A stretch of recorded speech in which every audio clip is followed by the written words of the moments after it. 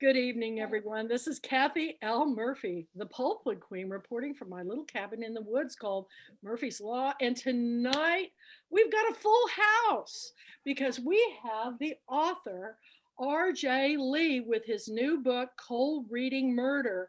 Now, we have two Roberts here tonight. So, Robert, the author is going to be R.J. Lee, R.J., and then Robert Waltney is going to be Robert Waltney. And then we have Wendy Carter and Ruthie Landis and Kathy Ramsberger and Stephanie Chance, and we may have a few more.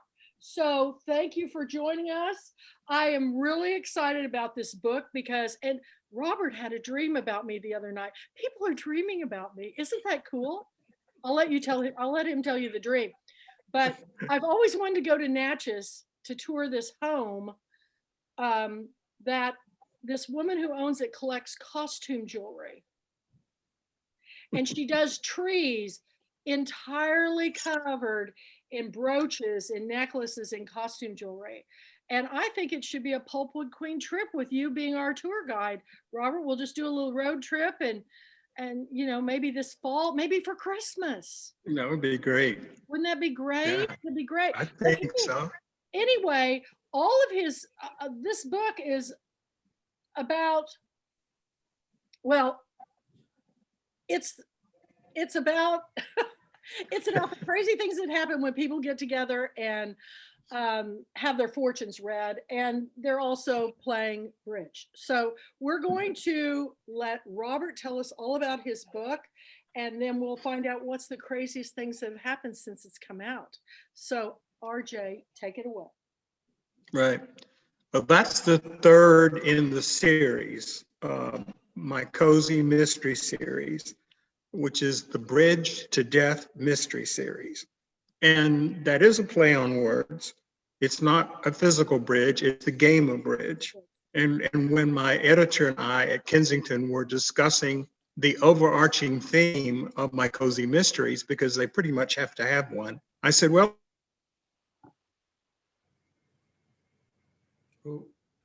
it's going in and out, Robert. Start where you left. There you go. The what? You were going in and out. I think we got storms, so things are going in and out. So okay. You talked about how this was a cozy mystery. Explain.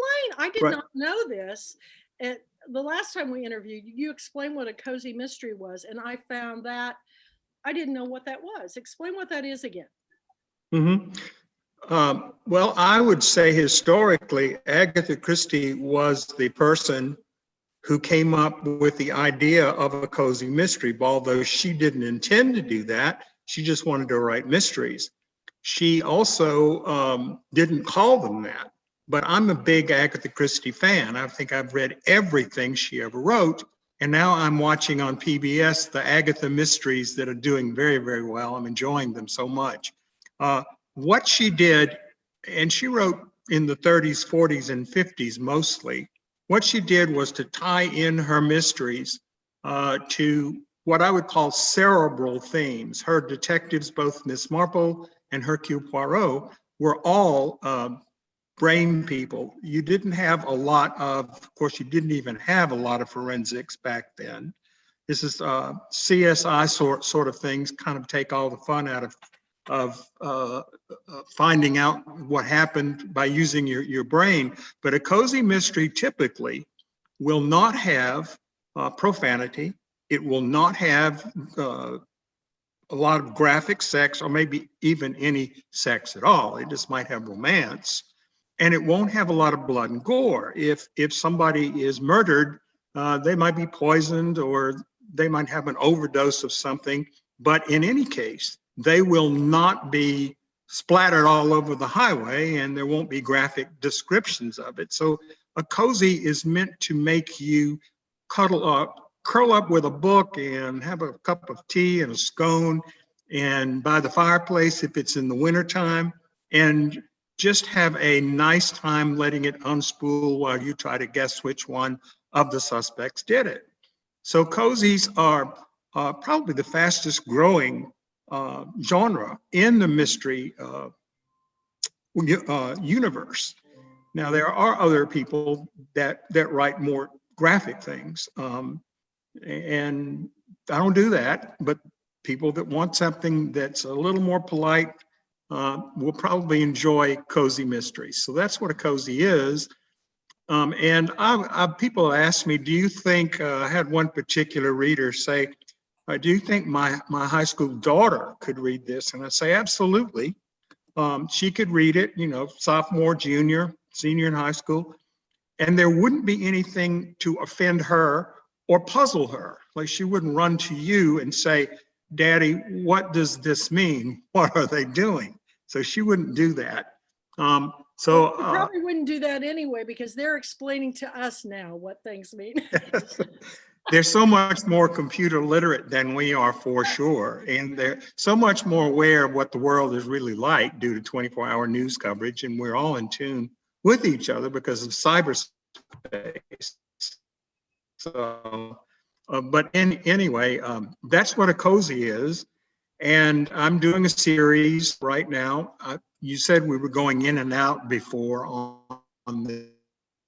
Yeah, on the sound. Right now you're going in and out. Yeah. We lost you again. Can you hear us? Just hang on. Play bridge to understand it. Do what?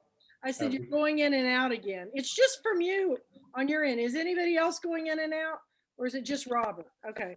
It's something on your end. It must be storming there. So just if it happens, just stop and then just pick up where you left off. Okay. Okay. Well, where should I pick up now? You were talking about, you just ended the Agatha Christie stuff. Gosh, now you're asking. He was talking about the game of bridge. Yes. Yes. Bridge. Yes. What I wanted to say was, even though my main character, a young female amateur sleuth, who is a reporter for a newspaper, also wants to learn to play the game of bridge. And during the course of the series, she becomes so proficient at it that she starts teaching it to people that come to her. Her reputation has spread, and they want to learn bridge because it's a very social game. It's a good way to meet people. It's a good way to get to know people better. And in a town like Rosalie, Mississippi, which is a deep South river port, which is where my series is set, which is, by the way, a tweaked version of Natchez, my hometown. Bridge is a very prevalent game, and I play bridge myself.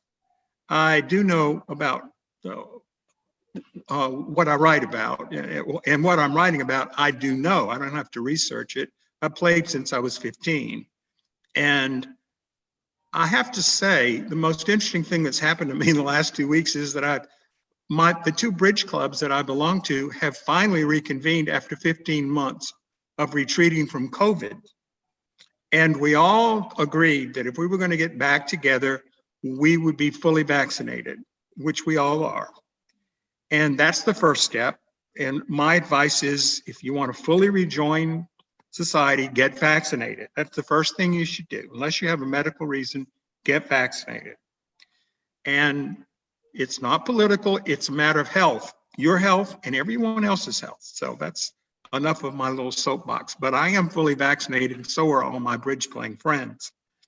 As for Cold Reading Murder, the third installment of my series, which was released in late February, it's only been out a couple of months.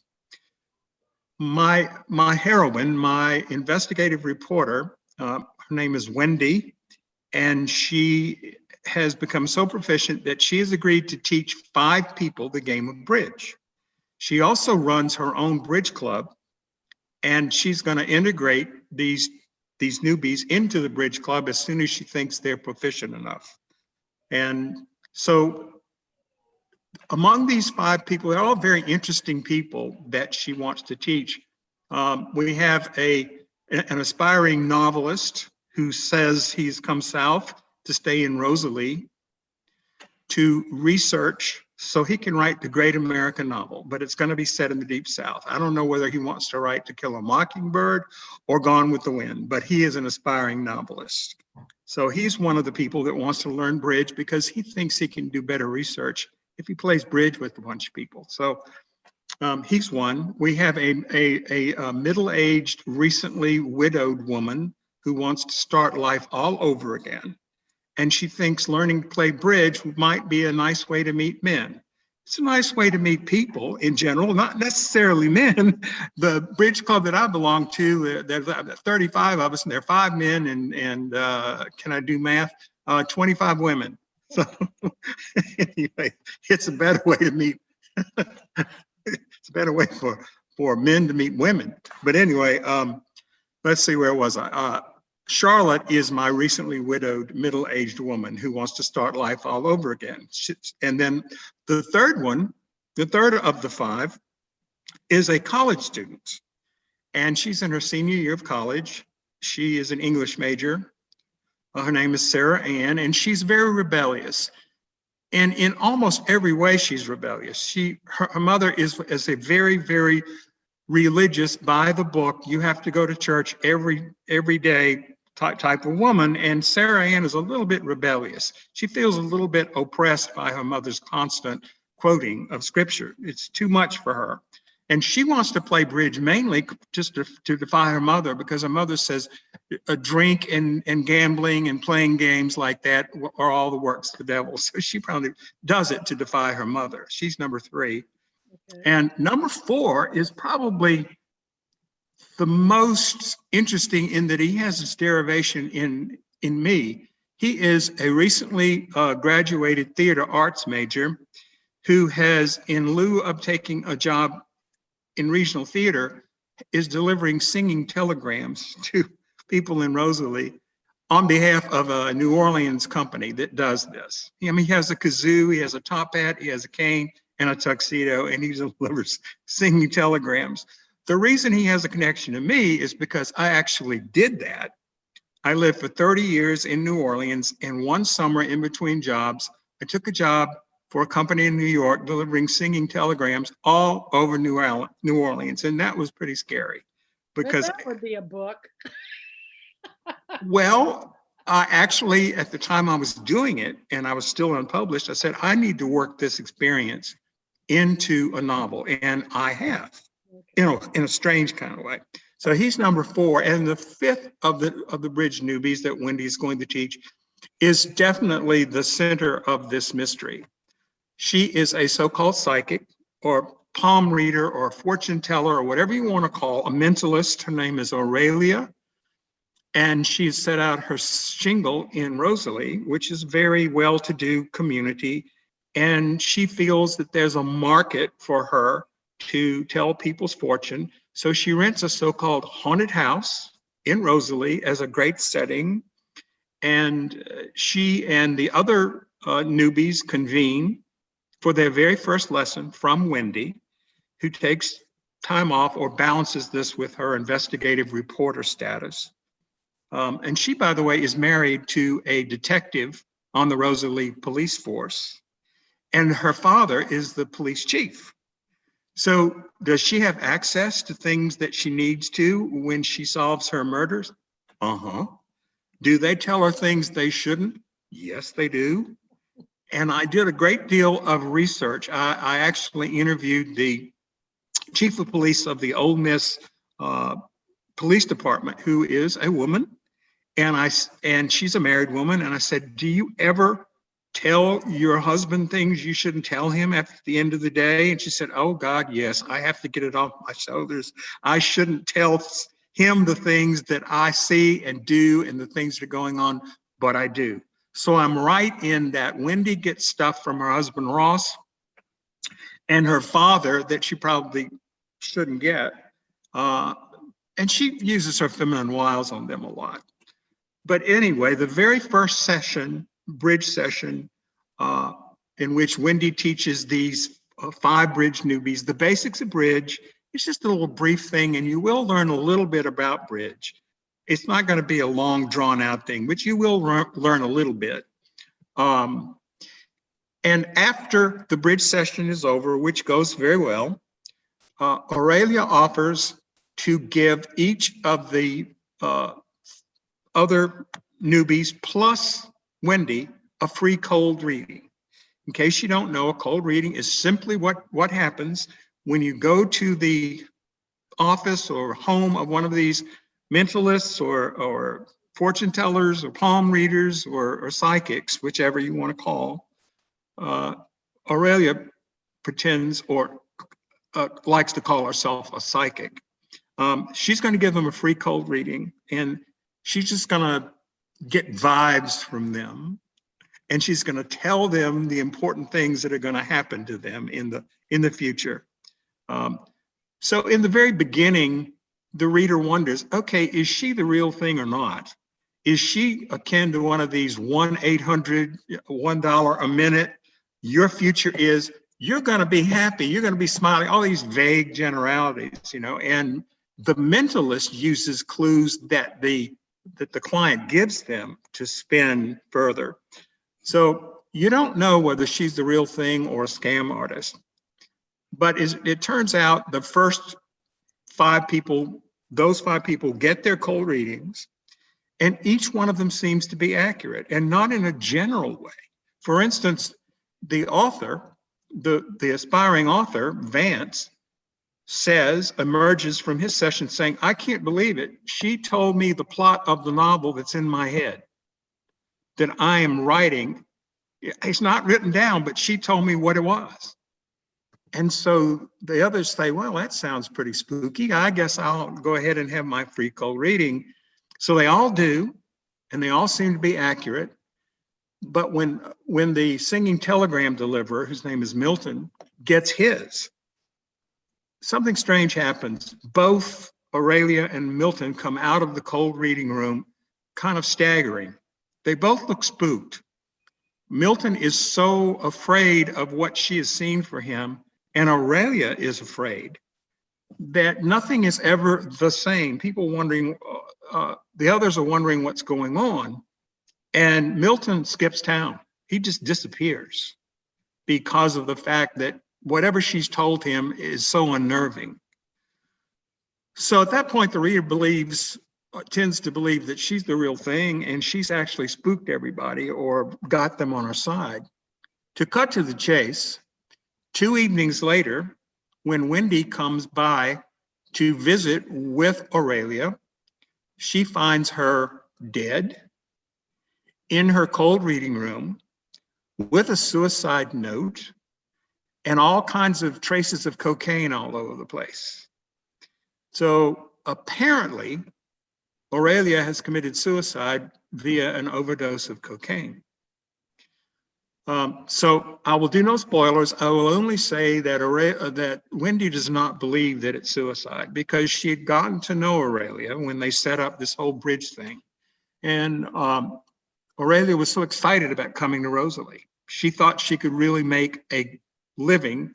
I won't say a killing, because that's too funny, but she thought she could do well with the upwardly mobile citizens of Rosalie. And there was nothing depressed about her. So she didn't understand why she should off herself.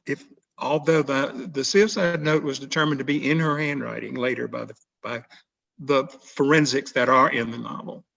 So I'll leave you with that and let you know that Aurelia, her husband, and her father, the chief of police, all start their own investigations, and every single one of the suspects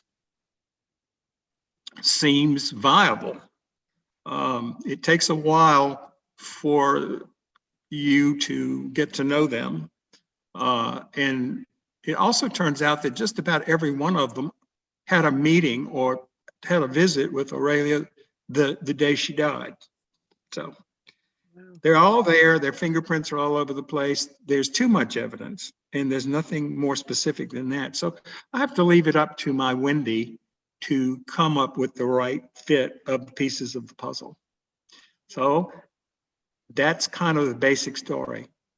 So this is your 3rd book in the series. Mhm. You've got Grand Slam Murders, Mhm. Playing the Devil, and now Cold Reading Murder. For those of you that are new to, this is not your first series of types of books that you've done. No. You've done No. other ones. Just tell a little bit. You've written a lot of books. Tell about your other series.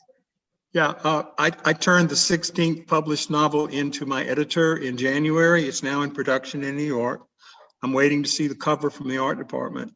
My other series have been about small town Southern life, which is what I know and what I know best. Because I was born in Natchez and I lived for 30 years in New Orleans, and I'm now back in Mississippi. And I've seen changes galore since I was a youngster. I've lived through the civil rights movement and just about everything else that has changed, I think, for the better. So the first series that I was signed for in New York was with Putnam, and it's become known as the Waltzing at the Piggly Wiggly series. And it was about 6 wealthy widows in the Mississippi Delta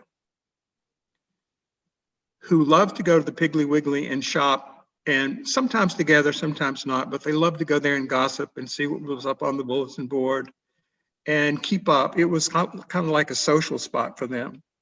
But then the Mega Mart comes to town, and the Piggly Wiggly is just about to go out of business. And so these six widows get together and they decide that they want to try to save the Piggly Wiggly by convincing the town's most eligible widower and Silver Fox, an ex-ballroom dance instructor, to teach ballroom dancing in the aisles of the Piggly Wiggly, particularly waltzing with women, to get them in the aisles. So that was a series of 4 novels in which we followed the adventures of these women and their ballroom dance instructor and see what happens in this little town with the Piggly Wiggly patrons. And then the second one, I switched publishers. My agent switched me from Putnam to Kensington. And the next series was a 6-novel series, which has become known as the Cherry Cola Book Club series. And that was about a librarian in the state of Mississippi whose job is threatened by a bunch of good old boy politicians who want to do away with the library because everybody has a smartphone now and we don't need brick and mortar intelligence anymore. And she struggles through 6 novels to try to save the library. And her first step is to get a book club started at the library, which a lot of libraries, by the way, have. Yes. And so you get to know the cast of characters in this little small Mississippi town that I made up called Jericho. And when I got to the 6th novel, my librarian, let's see what I'd done for her. I'd gotten her, she'd beaten the good old boys. She got a new library, she got a husband, and she got a child. So I thought that was a lot to do for her over 6 novels. And I told my editor at Kensington that I didn't want to write about her child growing up. So could I switch? And I'd always wanted to write mysteries. And I would be following in my family tradition because my father wrote pulp fiction mysteries and detective stories after World War II in New York for a company called Fiction House. And that is called pulp fiction because these magazines were published on print, on pulp, not slick. Back then you had the pulps and the slicks. The slicks were the Saturday Evening Post, Newsweek, Time, National Geographic. By the way, I know that everybody in this room loves to smell National Geographics. I The slick. subscribe. I do. So anyway, he wrote pulp fiction and he wrote detective stories. I remember the first one I read of his was when I was a boy, was called Red Hot Ice. And the ice were diamonds. And it was one of these detective stories like Sam Spade and the broad at the end of the hall, all of that sort of thing. That has become so stereotyped, but he was one of the first waves in the late 40s that actually did it. And so I told John, my editor, that I really wanted to take a try at cozy mysteries because Kensington is maybe the largest publisher of cozy mysteries in the country. So I did an outline for him. I came up with this idea for a Bridge to Death series. And so now we're 3 years out. The 4th one is in production. It will be out in April of next year. It's called The King Falls. And I will be previewing it, Kathy, at next year's Pulpwood Queen Girlfriend Weekend, which I'm already signed up for. Okay. All right. Mhm. Well, we're excited. I mean, all these books, and you must have. What is your writing process? I mean, do you write every day? How do you do this? I don't do it every day. And I also don't write at particular time. I do keep my deadlines in mind, because when you're under contract, you have your advances in thirds are given to you if you meet your deadlines. You get a signing advance, you get a delivery advance if when you deliver the manuscript and it's approved, and then you get a release date advance. So in order to keep this money, which is given to you up front, I keep that general process in mind over 3 or 4 month, maybe 5 month period as I'm writing. And often the part of my process that is consistent is that I will usually review what I've written the day before or 2 days before and do a bit of self-editing. And if I'm happy with a paragraph or with a dialogue exchange, then I'll let that go. If not, I will change it. I do find, I think I write better at night though than I do in the morning. I'm not a morning person. And I've always been better, I think, as the day goes on.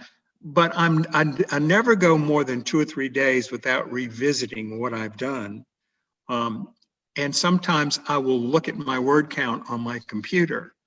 And these mysteries, I've been turning in generally between 90 and 95,000 words, just under 100,000. The contract calls for 75 to 85, but I've been doing more than that, and my editor's not complained at all. So I think my self-editing process helps very much in that he doesn't have to do that much as long as I keep on self-editing. So Well, it's a good thing to know. that's that's that's pretty interesting, because most authors always say I start the first thing in the morning after I've had my coffee, because as the day goes along, I fade. Because that's me. About 3 o'clock, Do you? I'm like all in Oh, the. I would never write it at 3. I think I had that too, as far as fading in the mid afternoon. I think everybody has that 3:34 slump. So I don't write then. I could write high morning, or I could write late afternoon or early evening. But anyway, I also live uh, in the woods, just like you do.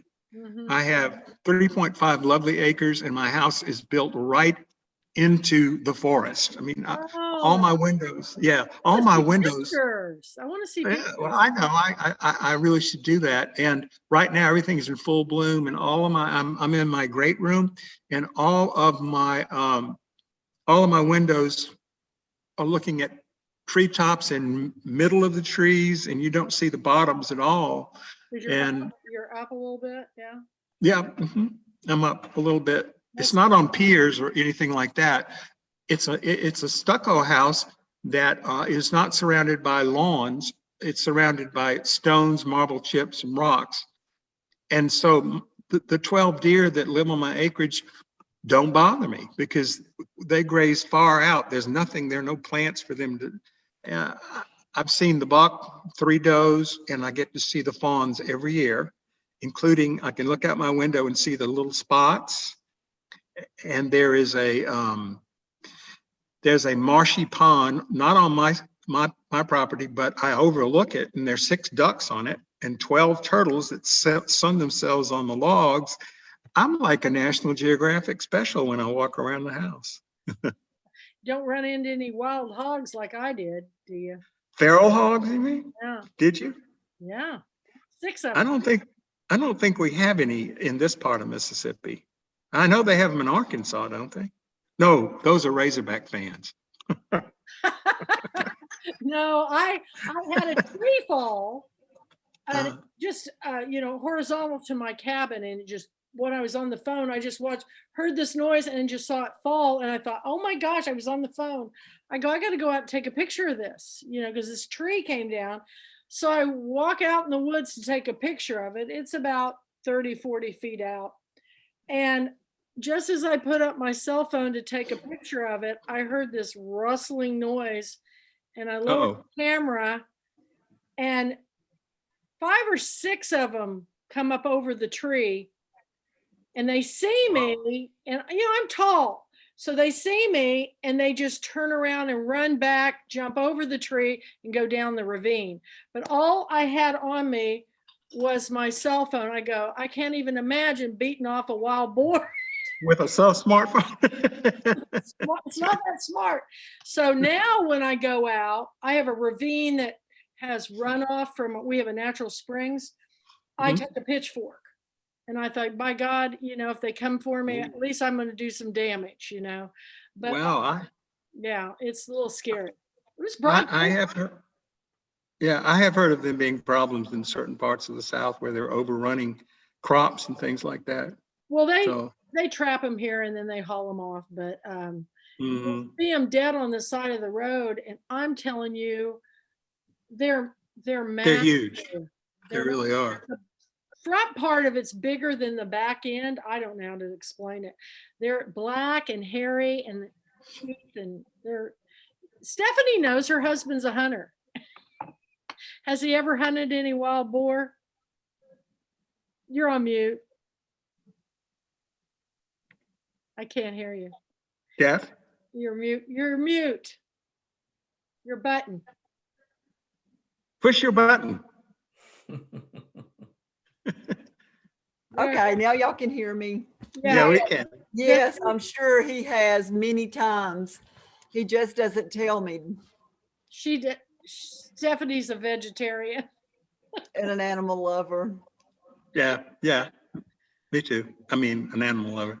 Yeah. So, well, that's cool. I'd like to see pictures. What is it? Mostly pine, or you have understory trees? I have hardwoods, pines. Yeah, it's a combination. I'd say more hardwoods, but plus I have a lot of pine volunteers since I moved here or built the house in 2006. A lot of the little pine seedlings have grown up and they're now pretty big. So, and I have some pines that must be 60 feet tall. They're so Yeah, I do huge. too. And I just Mhm. think, I hope none of them ever come down towards the house, but it just felt just horizontal. And I was just like, whoa, it was pretty big. But Mhm. that's fascinating. We always love to hear about where people live and everything. And so, how far are you from town? Are you a ways? 5 minutes. I'm outside the city limits of Oxford, which is growing by leaps and bounds. But because I have this acreage in the middle of a development, I have both benefits of homeowners association meeting that I attend, and then it's like I live in the country.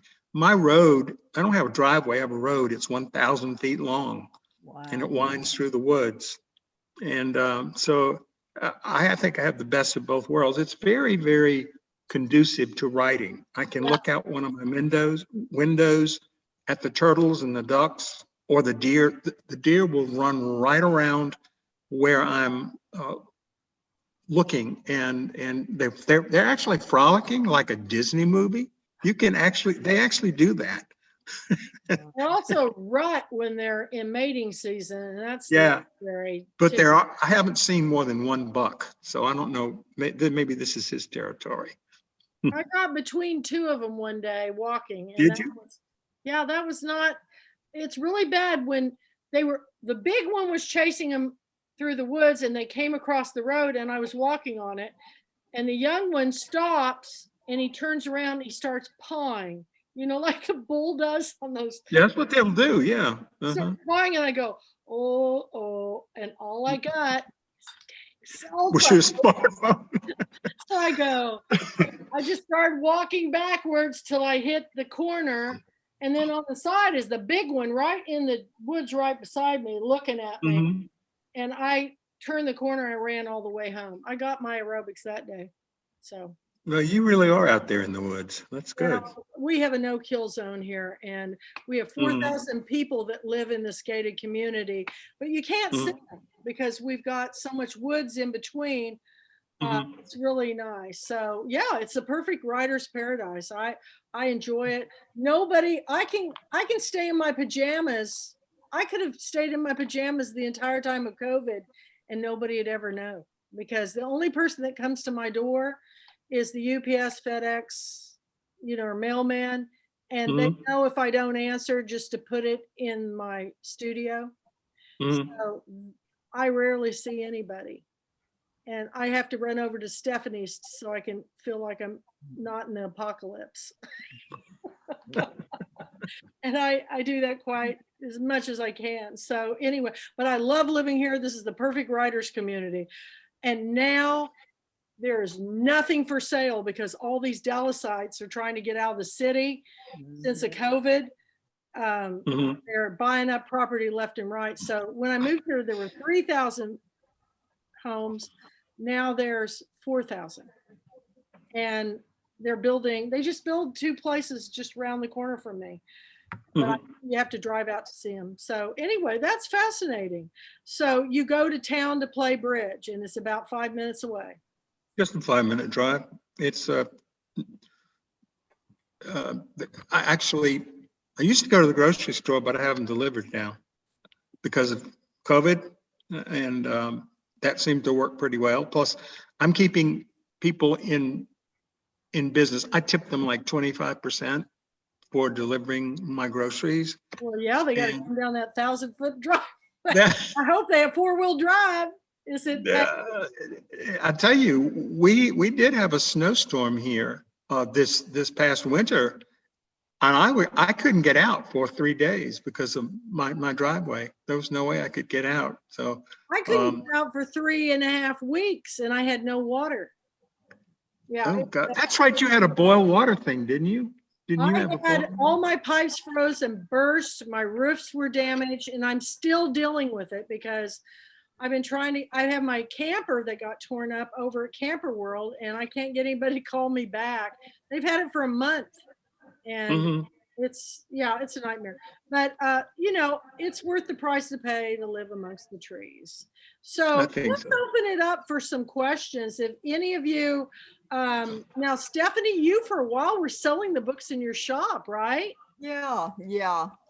And Yeah. she And has, I've got some of them on display that I show people and tell them. And Appreciate it. I love your book covers. They're beautiful. They're so colorful. Aren't they? The Yeah. Kensington Art Department will ask me what I think the cover should look like, or just give them an idea, and then they run with that. I don't do the designing, but they do. And I've met one of the designers when I went to New York in 2018 for a book festival. What is it that they have every May? I can't remember the name of it now. Um, yes, yes. And I'm waiting to see what they've come up with for the fourth novel, The King Falls. And I literally told them I actually found a graphic in cyberspace of a king falling through the air. And I said, now don't copy this, but maybe some of the suspects in the novel can be on the periphery.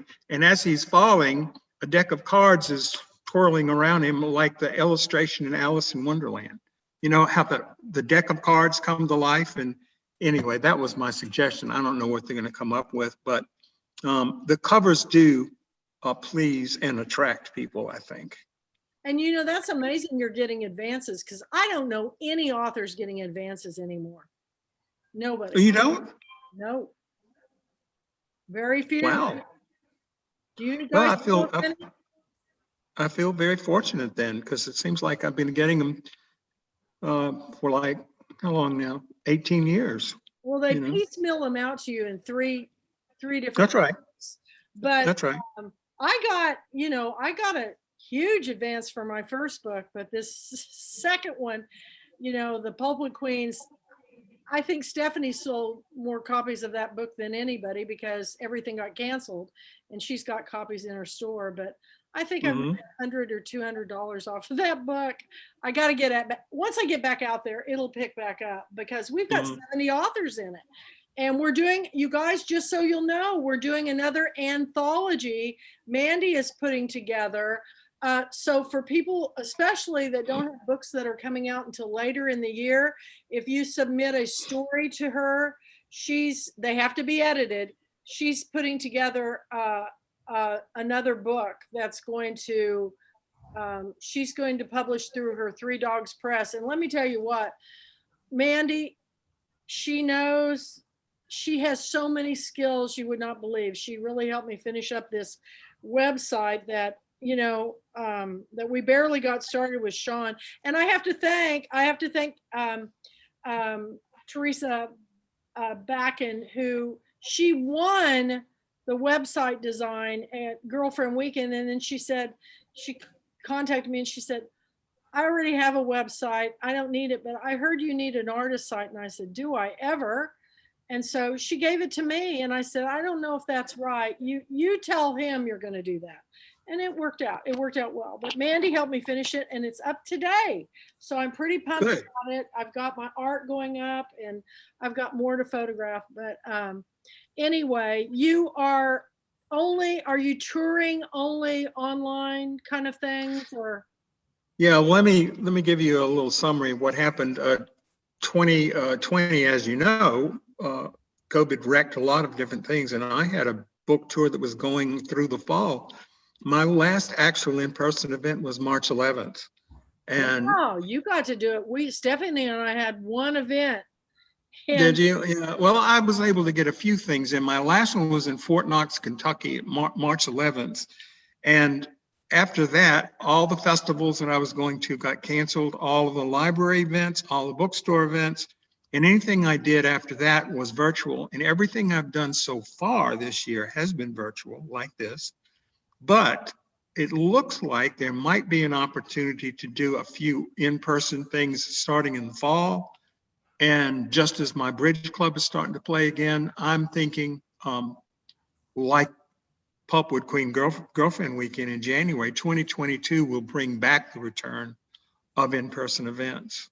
Well, our event's not going to be in person because it's not? No, the conventions are not opening up. You can have 50 people. Well, I didn't know that. And I'm going to have 100 authors. Okay. We're only bringing 50 at a time, and the book club members got to sit in a church and listen by. No, we're doing it all virtually online, and we're stretching it now over a week. Okay, that sounds good. Well, okay. The first time we did it, I tried to do it just like the Girlfriend Weekend before, and it worked beautifully, except I was exhausted at the end of it because Saturday I was on Zoom for 16 hours straight. I'm turning 65 in August. I need a nap unless I just put some pillows here and laid down, let you guys talk while I kept going. Yeah, I understand. But it's going to be online.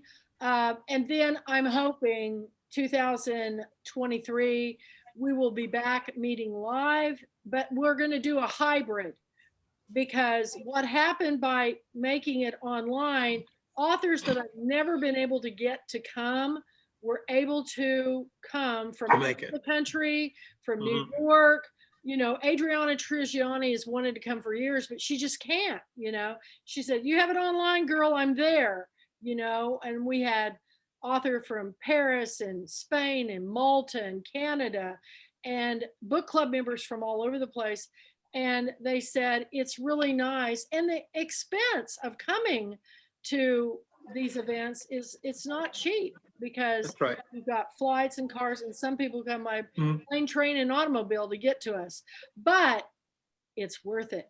And I have to thank Kathy for the story that I got it posted before we had book club. Kathy wrote a story about coming to Girlfriend Weekend in 2020, and Kathleen Rogers shared it, and I saw it, and I was going to post it, and then I thought, I have enough time. So I shared it everywhere. You guys have got to read this story about how she connected with Joe Ross Davis and Kathleen Rogers and how they had this wonderful road trip. And that's what, if you can do it with somebody else when we have it, if you can road trip in with a group of people, it's fun. You know, my daughter leaves this Friday for Disney World with 3 of her friends. They're driving nonstop. They take turns. They do it all the time. My They're, daughter's there right now. That's cool. oh, that's how long is she Yeah. going to be there? All week. She landed today. Is she It's her graduation. ready? Yeah. Oh my Pardon? gosh. We'll have to, Yeah. Caroline knows that park like the back of her hand because she spent a year interning there. You're gonna laugh, Wow. but I bet she runs into her if I tell her name or whatever, because we were in line for the Frozen to meet Elsa and, you know, and all this. We're in line and I go, oh my God. And I look up and my daughter and son-in-law's best friends from Denton, Texas, are just ahead of us with their children. And I go, Cassie, oh my God. And she turned around. Then we all took pictures with the Frozen people. It was so much fun. But you run into people all the time at Disney World. And Susan Peterson and her daughter all the time. I said, you know, one of the things we're going to have to do besides go on a tour of Natchez is maybe we have to take the Pulpwood Queens to Disney World. Oh, wow. Can you even imagine? It would be so much fun. Different Kiara every day. Oh my God, everybody could get together for like the shows and the big stuff. And then, you know, we took 15 of us for Christmas one year for the family. Mhm. I would recommend not going for Christmas because it's so packed and I'm not a big people person, but the kids were little and we did have a ball.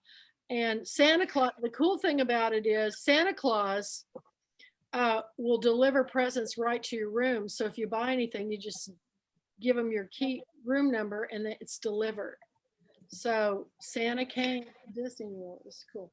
Well, that's off topic. But anyway, this is great. So there's going to be another in this series. There's going to be 4, or do you think there'll be more? At least 4. I'm actually writing, beginning to write on a 5th.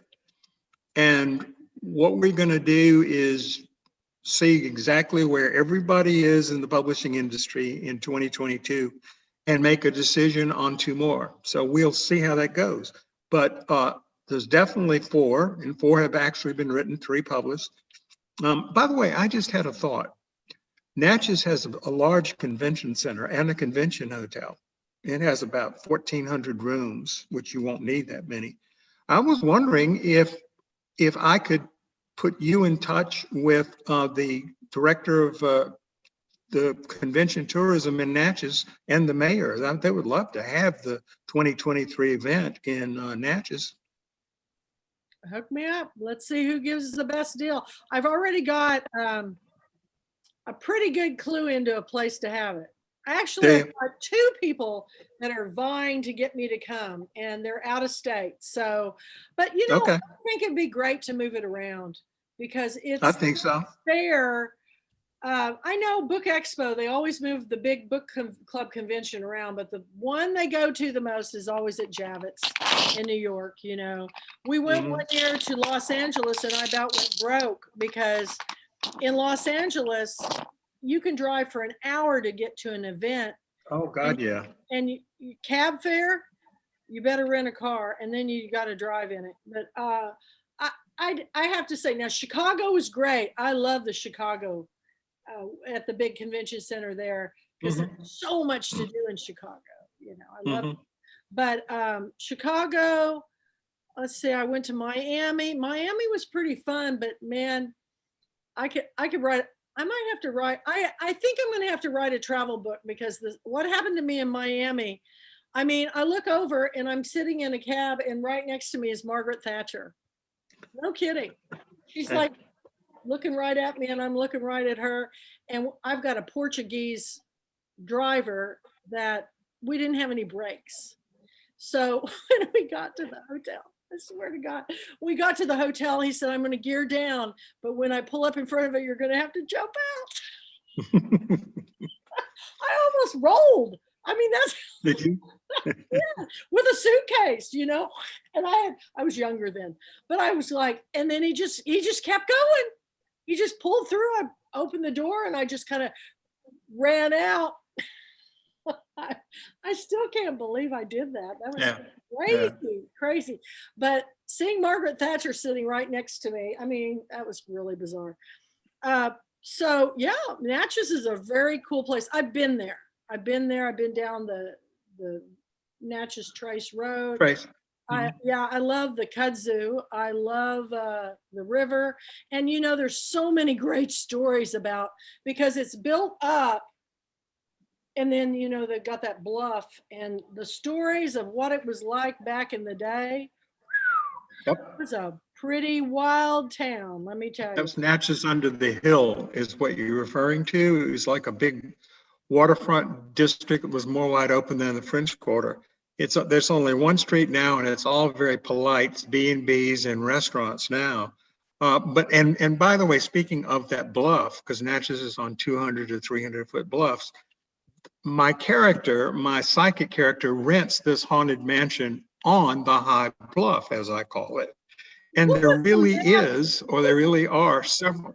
What was the famous madam that had the house with the awnings? That is Nellie Jackson. Yeah, I saw She was a documentary on her. Someone did a short film, and I think it was they had it at the Oxford Film Festival here in Oxford, and she was a longtime madam, and she ran an establishment for the men, and she just became someone that was part of the fabric of Natchez. I mean, she wasn't to the manor born or anything like that, but she contributed to a lot of the charities, and she was a good citizen, and her house is still there. And Gone with the Wind, man. Exactly. And she was a woman of color, and she had that to overcome in addition to what her occupation was. But she is a legend, and she has not been forgotten. No. So that's very interesting. All the people that grew up there, they said it was a rite of passage going up to her place. Interesting. She was pretty in with all the government officials and the sheriff. And Indeed. So, that's, the way the Deep South was, still is, you have all kinds of little privileges. So anyway, but her house is still there. I don't know if in fact, I know that there is a downtown tour in which her house is included. Did you know Bobby Bobby, it's like pronounced like W, from Natchez, Mississippi? He lived in Natchitoches, Louisiana, but he was from Natchez, and he wrote a book that I picked years ago for the. What was it? It was so good. It was so good, and I can't remember the name of it. He told me. It's not ringing a bell. This isn't ringing a bell. I'll do some research, but he was from Natchez. But Bobby had a bed and breakfast called Tante Houpe down in Natchitoches, Louisiana, where they filmed Still Magnolias. And I used to say, and they converted the slave quarters into guest rooms. And yeah, I need to do a book on my travels, because I've had some pretty crazy things happen on some of these trips. And the stories the authors tell me, I would take authors around to all these chapters in book clubs. I just do it on my own dime. I must have been crazy, but I enjoyed it so much. But I got some great stories, and I know you've got a good story too. So, any more questions for RJ about his book? Makes me want to learn how to play bridge, I'll tell you. Well, that's one of the things that I do want to assure people, though. I've had a few people say, well, I don't know how to play bridge. And so you don't have to know how to play bridge to read the series. It's a background, and there are a few things are discussed here and there, but you do not have to know how to play bridge in order to solve the crime or understand anything about the red herrings. They stand on their own with the background of bridge. If you do play bridge, you probably get a bigger kick out of it. Yeah. My bridge club members buy all my books, and which I like. And it's kind of like, how many of you read The Queen's Gambit and watched the show? I am one of my friends try to teach me in high school how to play chess, and I go, oh, Yes, yeah. God, Mhm. too many rules, man. And they're going diagonal, and but I found that fascinating. I think a good writer can tell a story, and you didn't even have to know anything about chess to be totally Right. fascinated, weren't you? Did you watch it, Ruthie? It was fabulous. And that young little girl who played the role, she is the future in Academy Award winner. Man, that girl was Oh, so yeah. good. And Well, she's in a bunch of films coming up. Yep. I can't wait to see her in anything that she's in. She was in Emma too, right? Mhm. Emma was good, but nothing like the Queen's Gambit. I am a film buff. In fact, Robert's got me on these 1930s. Did you see the shares I did today? I just laughed so hard at John Barrymore that said that line. What was the line about? I can't even memorize anything about close the iron door. And I thought, I've got to use that every time I want, I always say, shut that door and lock it. But in this film, in like 5 minutes, he says it like with all the dramatic flair that you possibly can. Close the iron door. And I'm just going, man, I've got to use that line. It was perfect. And then I watched something else of his too. But Kathy, I've got a question. Yeah. For Robert. Yeah. So when you write your mysteries, do you know ahead of time how the mystery is going to be solved? Because I know a lot of times when I'm working on a mystery and doing writing, a lot of times I don't. As the suspense builds, I find sometimes I have to get up and walk around because the suspense is building and I don't even know how it's going to end. So I'm wondering if you know that in advance. The answer is yes. And I write backwards in that I always know who did it and why they did it. And then from there, I will concoct a group of red herrings to throw people off and also make sure that the reason this crime is committed and the person committed it are believable. So, I will revisit that, but I never, and you aren't the only one. I did a festival once with another writer who she said to me, I wait until I get to like the climactic chapter and then I decide who did it. See, I couldn't do that. I absolutely have to work backwards. And I spend a lot of time justifying everything because it has to coincide and make sense with the wrap up chapter. So I really do have to come up with something, and I try to make it very, very original. And that was one thing Kirkus said about the Kirkus review of Cold Reading Murder was this is a highly original script. And they apparently had never seen anything like it before. Now, I did have, I'll go on Amazon every once in a while or Goodreads every once in a while just to read the readers' reviews. I usually get 80 to 90% people liking my novels, which I'm very pleased with. But every once in a while, I'll read some cranky reviewer that didn't like my stuff just to see what he or she has to say. And one of them said, he spent too much time developing the characters. I didn't like that.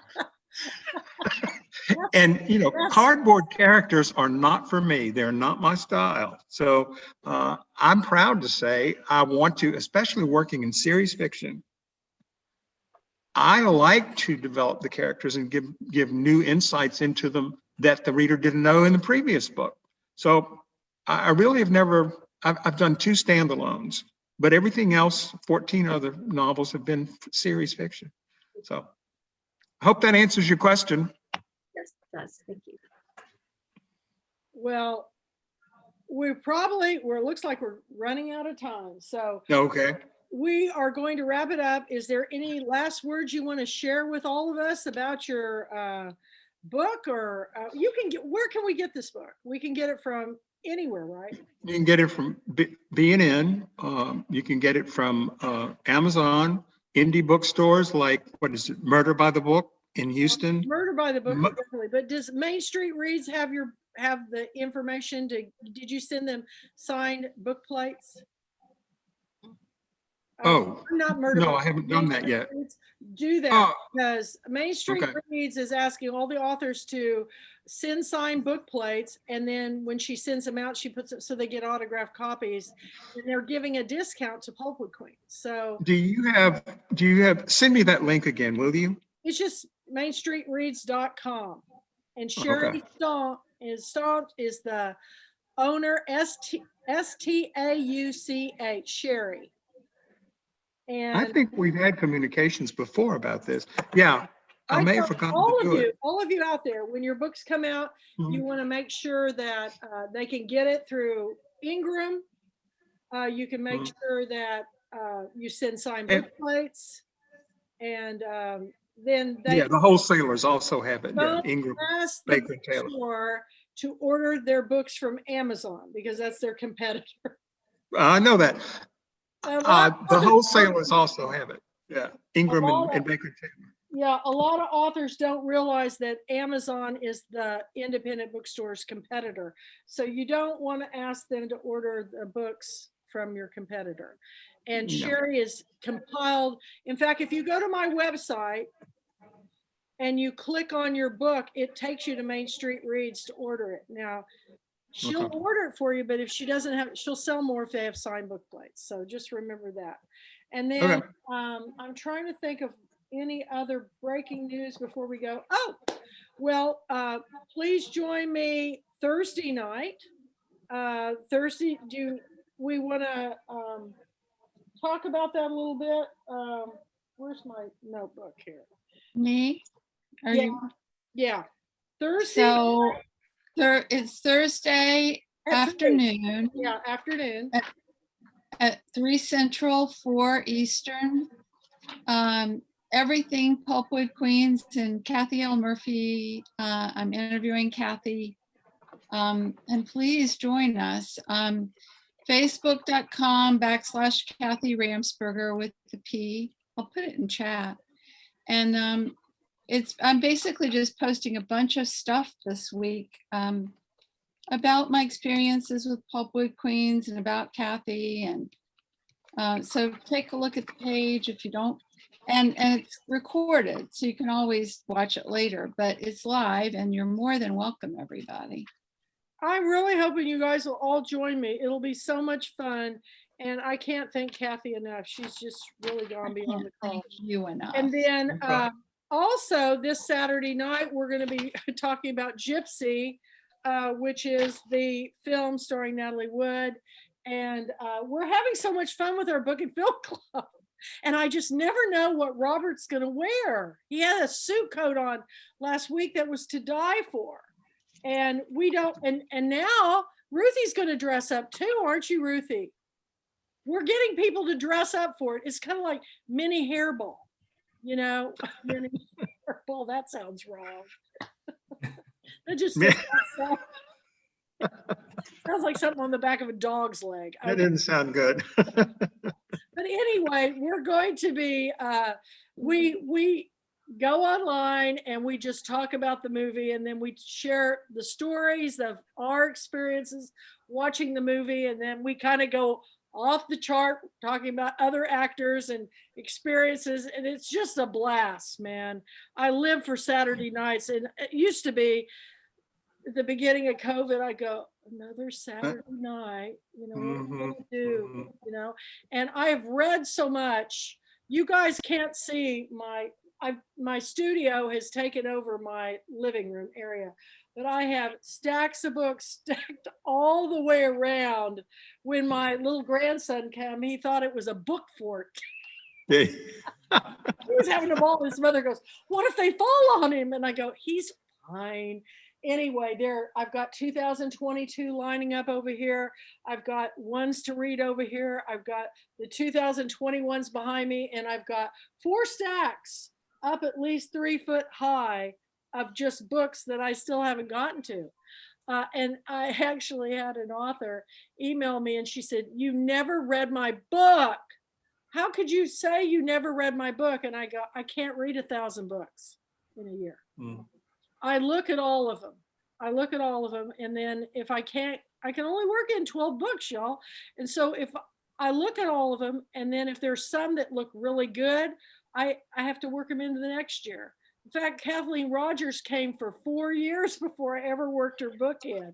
So Kathy, you only had to come for one, and I worked you in. And Wendy's been coming for years, and we just got her in. Well, good. It takes a while, and unless you, but you know, so far I've had 1,000 books, but you know, publishers are getting you guys 3,000, 4,000, 5,000 books a day. So when you think about that, and most of them won't even look at a book if you don't have an agent. So, and if you don't have a following where you're going to sell 100,000 out of the chute, it's really tough. So that's my job, is to help authors get a little push into the limelight. I'm not taking any credit for success. I'm just saying that I do everything I can to help get you at least seen. And fortunately, you know, Leslie Lear, I was just on the book club in Beaufort with her. You know, she got the executive producer job of an HBO series on her book. I mean, Isn't that great? unheard of. And the fact that she sold the film rights before the book was done, that's crazy.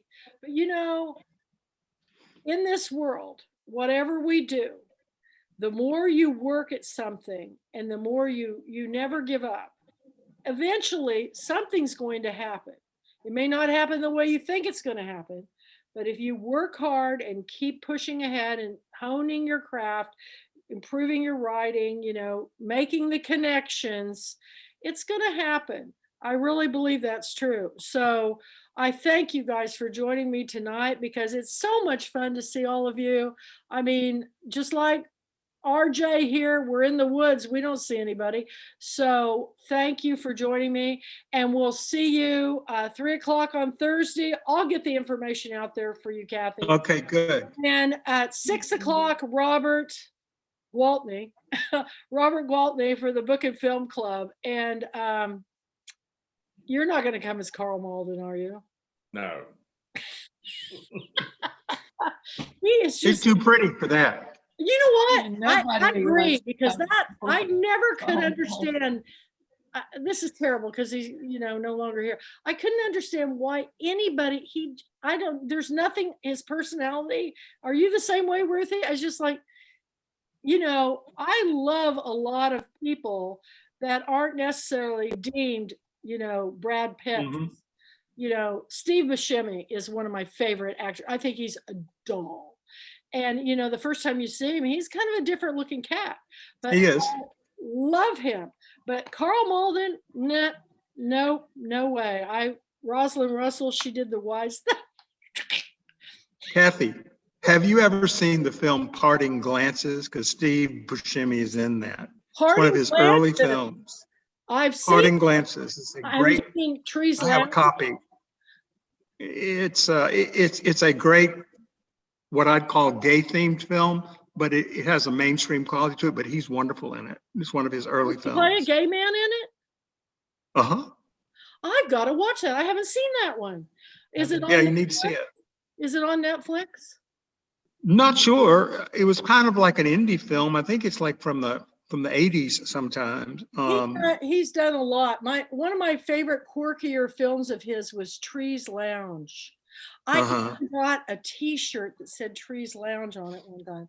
I was just so excited about that. Everybody goes, "What's that?" And I go, "You know, I like obscure films." So I will. Parting Glances. Ooh, I have 350 films, which Will, my late husband, and I collected. So you need to join our film club. I really do. I do. Ruthie comes every time. Why don't you? Well, just send me a link about how to join it or something, and I will. What you have to do, we'll send you the link, because if you're No, just send me the link, and I will come, because I'm a big film buff. I introduced Will to the world of Hitchcock. He had never seen a Hitchcock film. We just And did after the birds. You didn't did see you do the birds? Oh my God. Will's favorite film was Strangers on a Train, and he even read the novel by Patricia Highsmith. That's a great novel, great adaptation. I have the Tippi Hedren Barbie. Oh, that green suit. Well, I actually I put my picture up on this artsy eccentric post today.